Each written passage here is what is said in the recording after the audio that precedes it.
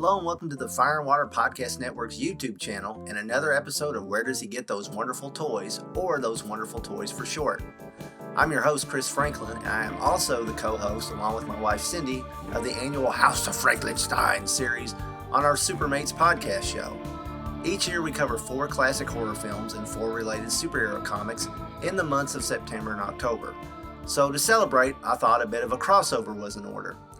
It just so happens that I recently received a fresh set of unopened Universal Monster toys that were originally released in 1997 as Burger King Kids Club premiums. I bought a set of those back in 1997, but passed them along to my son to play with, and well, they are packed away with his stuff somewhere. Despite playing with a set of Remco's mini monster figures a friend had as a kid, I never owned any monster action figures when I was young, so I have a real soft spot for these, and they are just some of the best kids' meal premiums ever produced. I actually have plans for them in another House of Franklin-Stein project. And then I thought, hey, why not open these sealed up figures on air to take a good look at them?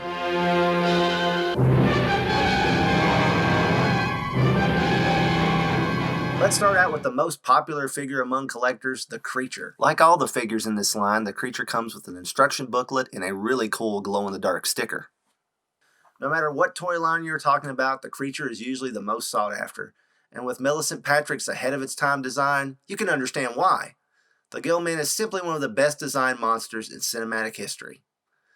The Creature here is cast in an interesting translucent swamp green plastic. It's a bit odd that you can see through him, but it kind of works, mimicking the iridescent appearance of fish scales in some ways. The see-through aspect also works with his action feature. Burger King called this figure Scaly Squirter, featuring the Creature from the Black Lagoon. That's a mouthful. Maybe it's a largemouth bass. So each of these figures has a gimmick, but the other 3 figure gimmicks are built into their accessory, not the Creature here. He stands alone in the evolutionary chain and in this collection. Place him in a tub of water, press the button cleverly hidden in the plates on his abdomen, and he will suck up the water, which you can then spit out at your unsuspecting figures. The sculpt is top-notch and is probably the best-looking Creature at this scale, from Remco to Funko and even Super 7. He is quite a bit tall, but the original Creature on Land actor Ben Chapman was pretty tall as well, so it makes sense. It just so happens that I have my carded Super 7 figure signed by the actor who portrayed the Creature underwater in all 3 films, Rico Browning. He was a super nice guy and was a thrill to meet the last living Universal monster. I am Dracula. The monster who kicked off the first Universal monster cycle in 1931. Dracula doesn't look particularly like Bela Lugosi because there has been something of a legal Cold War between Bela's estate and Universal over his likeness for years. But the outfit is definitely based on his Dracula.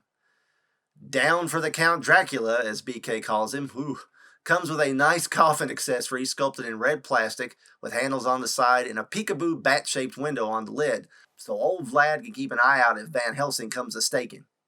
Luckily enough for any intrepid vampire hunters, Dracula was nice enough to monogram his coffin for easy reference. Place the pegs in the base of Dracula's coffin bottom in the figure's feet, lay the coffin down, place the lid on top, and then turn the knob. Boom! The Prince of Darkness rises from the tomb to slate his unholy bloodlust. Dracula can even surprise unwanted visitors who may be trying to make an impression. I would have to give the original Remco one the nod in this scale over BK, Funko, and Super 7, but man, that action feature is cool. Very simple, but so much fun.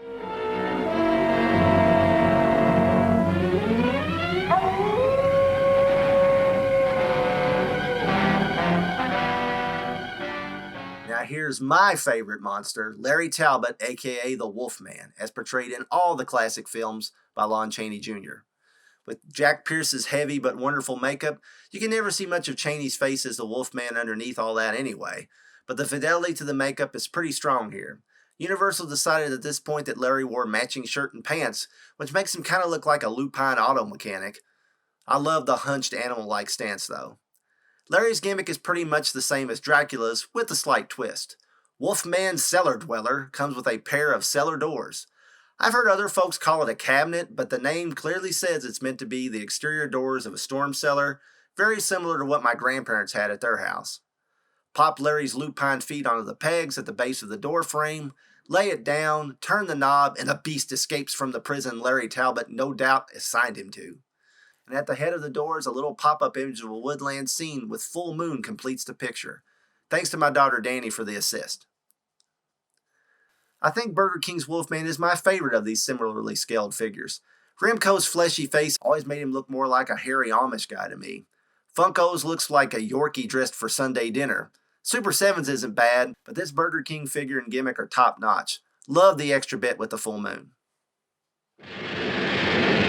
Oh, it's alive! It's alive! It's alive! It's alive! The big guy, the icon, Karloff the Uncanny. Yes, this is clearly Boris Karloff as the monster from the first film in particular. Like the creature, Frankenstein features translucent parts, and here it's the head and hands. This is for the gimmick we'll get to in a bit. Universal monster collectors will bemoan the presence of the erroneous green jacket, foisted on licensors by the company's style guide for decades. Maybe Frankie is a PGA champion in his spare time. I imagine for kids in 1997, this was the one to get. Again, the gimmick is in the accessory, and Bolts and Volts Frankenstein here comes with a screen-accurate lab table, as seen in many of the early films, some assembly required. Place the monster on the slab, and press down on the lever, and give your creation life! Or it does if the battery isn't dead. I brought in a battery-operated mini light set to show how this is supposed to look. We never saw this light-up head effect in a proper Universal film, but young Frankenstein did have a memorable shot of their monster's head glow on the lab table. You can see this figure has a very nice Karloff sculpt, capturing his early gaunt look in the 1931 film in that immortal makeup designed by Jack Pierce. The translucent sculpt kinda hides what is undoubtedly the best Karloff likeness at this size, but the Remco one isn't bad either, based clearly on his look and Bride of Frankenstein. Funko's looks like a bad cosplayer, honestly. This is a great figure and a very fun toy, if the battery works. But even if it doesn't, it's the Frankenstein monster, so what's not to love? One reason I wanted a new set of these was a project my daughter and I have been working on. We saw a YouTube video by Rick at P3SS3SSOD, I'll put the link in the description, showing how he converted a Fisher-Price loving family dollhouse into a haunted house. Well, my daughter just so happened to own a different loving family dollhouse, and since she loves spooky stuff like me, we decided to do a daddy-daughter project. We pretty much have the exterior done, but have lots of plans for the inside. That part probably won't be done for Halloween this year, but the monsters look great skulking around the exterior either way.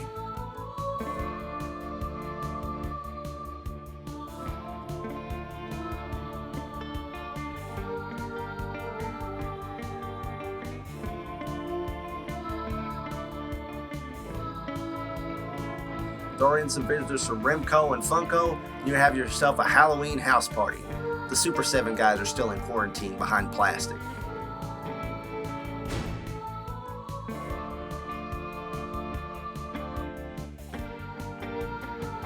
Thanks to everyone for watching. If you enjoyed this video, please click like and subscribe, and be sure to go to fireandwaterpodcast.com to listen to all the great shows and our own House of Frankenstein series on the Supermates podcast. We've covered a good chunk of the Universal Horror Library over the years, as well as films from Hammer Studios and other classic monster movies. Thanks to our patrons for supporting us via Patreon. You can find out how you can help keep the network going by visiting patreon.com/FWPodcast. I hope everyone has a happy and safe Halloween, and be sure to pick up your toys when you're done, okay?